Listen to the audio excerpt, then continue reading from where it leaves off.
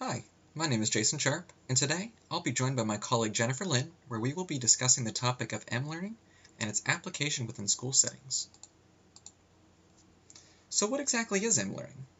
M-learning stands for mobile learning and involves the use of mobile technology for the purposes of personal or institutional education.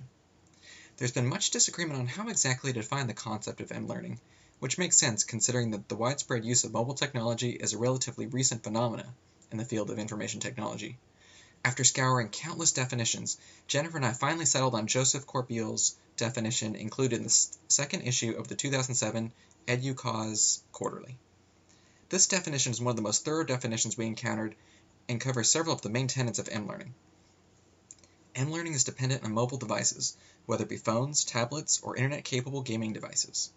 Learning is also independent of time and place, unlike traditional classroom learning or even e-learning. One can even gain knowledge anywhere and any time with a mobile device. This could be as simple as listening to professors record a lecture on my MP3 player on my way to work, or as complex as taking an interactive course in my break room using my smartphone. Interactivity and connectivity are also valuable components of this process, especially when using devices like smartphones that allow for additional communication opportunities.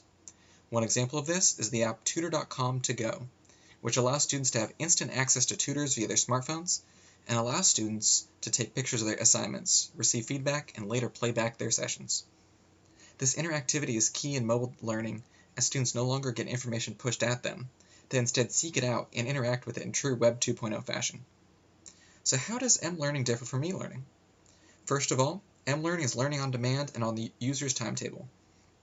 Unlike e-learning programs such as UTK's Blackboard system that encourages students to attend class at a certain time, to listen to their lecture and interact with their peers, M-learning can occur at the user's discretion. A good example of this is the TED Talks app that provides free lectures on various educational topics.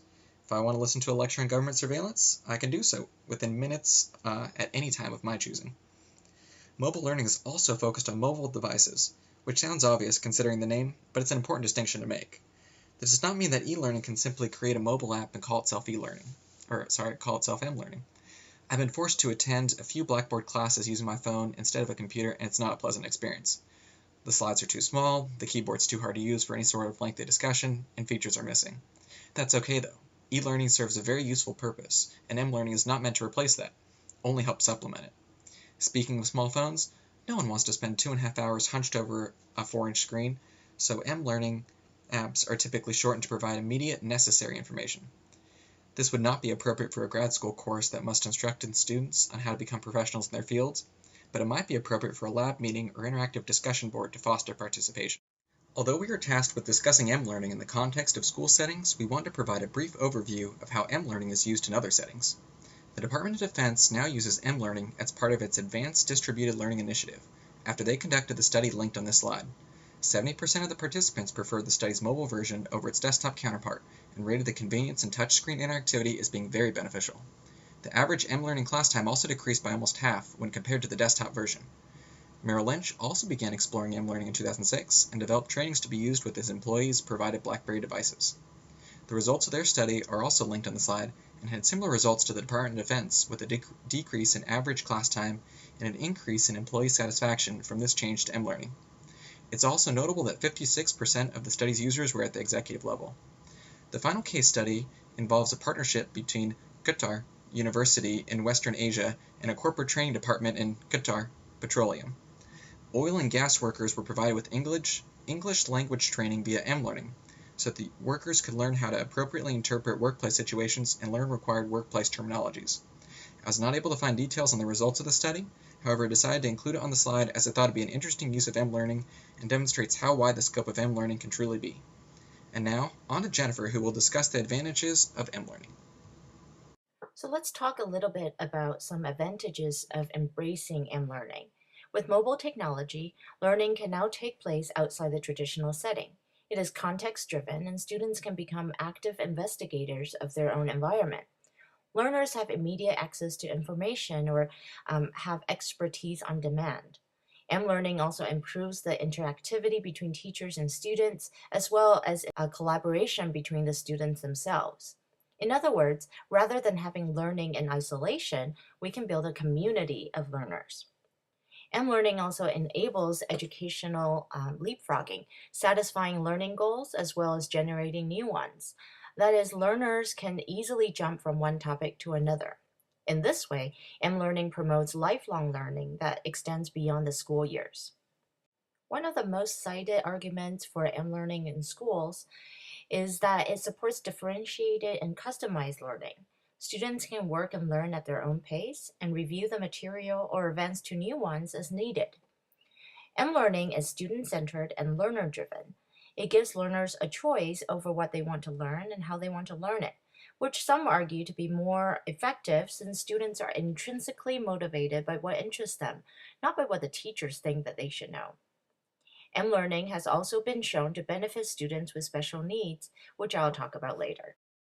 Of course, with any emerging technology, there are some concerns and challenges as well.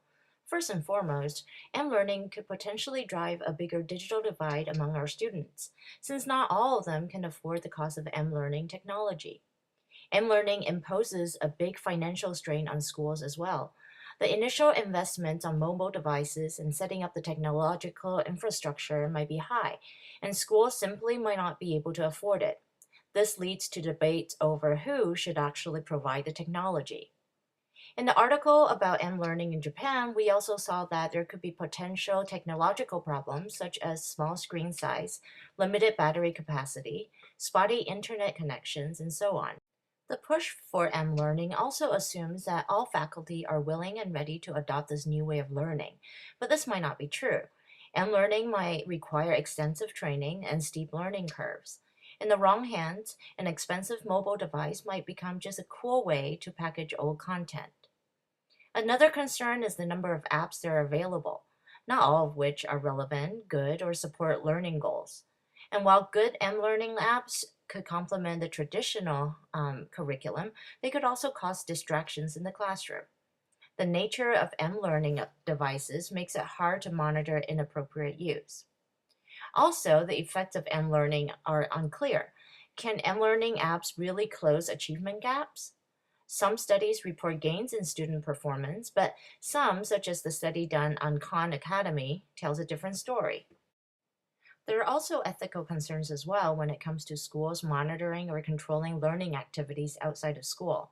And what about parents who want their children to opt out of technology use? Can we require them to adopt this new way of learning when they're not ready or willing or financially able?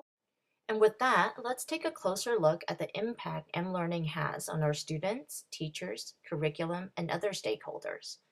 As I mentioned before, many case studies do report gains in student achievement, motivation, and engagement. There's also evidence that student test scores improve when M-learning is used alongside a traditional curriculum.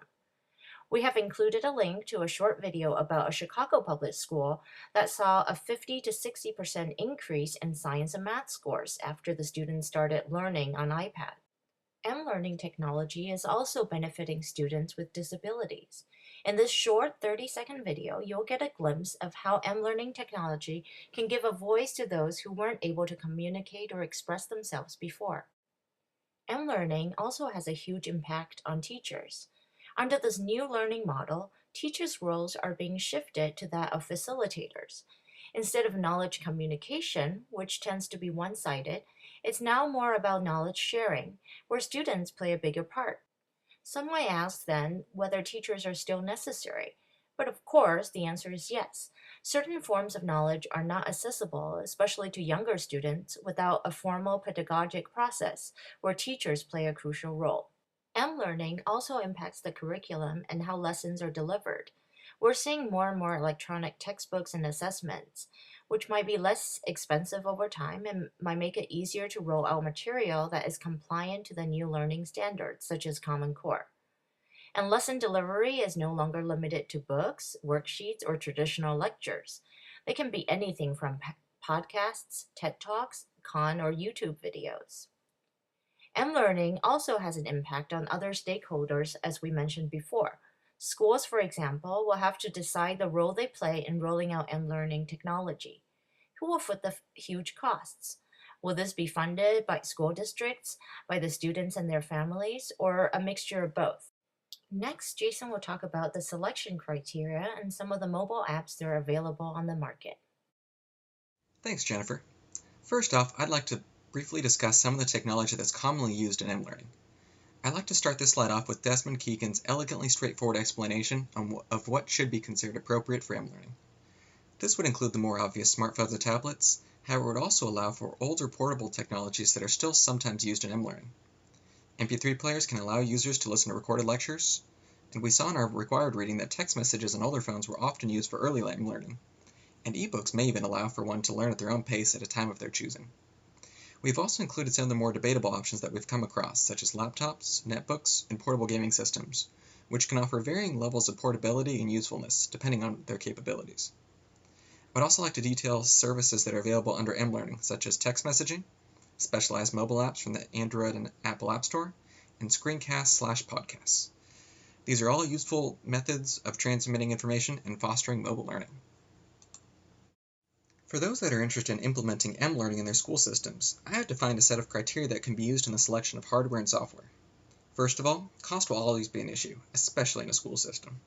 Special attention should be paid to whether the software will require a one-time purchase or a subscription service. Newspaper apps will typically require subscription service, and some services that connect students and teachers may require both a purchase and a subscription. One should also be aware of whether updates and upgrades will cost additional funds.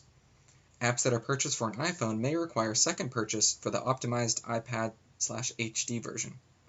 Furthermore, devices may require more frequent upgrades than their desktop counterparts. I own both an original iPad and its third iteration, and I found that many of the newest apps are no longer supported on my original iPad, despite the less than 2-year difference between them. One should also be cognizant of how easy the hardware and software will be to use. Apple charges a premium due to their ease of use, and although schools should still consider cheaper alternatives such as Kindles and Android devices, the possible frustration in training staff and students on how to use them to their fullest capacity needs to be considered. Availability across platforms should also be considered. Not all apps that are available on a Kindle will be available on an iPad and vice versa. Apps from the same device family may not even be shared, such as how there are apps that are exclusive to an Apple iPad and not available on the Apple iPhone. This will be especially important to remember if the school institutes a bring your own device policy, as that will require a large amount of coordination to ensure that the required programs and services will be available on each different device. A device or app's reliance on data is also an incredibly important factor. Some schools have adopted a flipped classroom approach in which a student must watch a recorded lecture as homework and return to the classroom ready to discuss the lecture. This could be an issue if the lecture is not downloadable, such as a YouTube video which requires streaming, and the student does not have access to reliable internet in the location he intends to study in. This may be especially problematic for lectures that require synchronous internet connections such as our own Blackboard classes, as that somewhat defeats the purpose of being able to learn anywhere, as learning is now limited to anywhere with a good internet connection. Available hard drive space should likewise be considered if frequent downloads are a desired option. Finally, a device or piece of software is only useful if it serves the needs of its user. Jennifer has already mentioned some of the barriers to instituting M-learning in her disadvantages section, and those that select this hardware and software should have a clear list of needs available before they commit to their purchase. Cheaper options may be more tempting, but if they do not have the software and features that are required to meet the goals of the school, the products will not be used and that money has been wasted. There are a large variety of mobile apps available that would fall under the M-learning category, so what you see here is only a small subsection of the options available. Podcasts and lectures are available through iTunes, TED Talks, and NPR, and screencast tutorials can be viewed on YouTube. Students can collaborate on projects using Google Docs and use text messages to stay in contact regarding projects and assignments. There are several reference apps that can provide further information for inquiring minds, such as dictionary apps, world atlases, and Wolfram Alpha's app that can solve complex mathematical and scientific equations. Students can learn foreign languages using Mango Languages and learn about other cultures with the National Geographic app. Even games can provide a form of M-learning with engineering apps like Minecraft and Bridge Constructor, or math games like Sushi Monster and Math Ninja. Finally, popular web browser apps like Google Chrome or Safari should not be dismissed as M-learning tools as they provide gateways to a sea of information on the internet. We hope you've enjoyed this presentation. These are the references we've used to compile this presentation. We've also included a list of resources for your perusal. Of special note is an interview Jennifer conducted on using technology in the classroom with her school's vice principal. Please feel free to contact us if you have any questions. This is Jason Sharp and Jennifer Lynn signing off.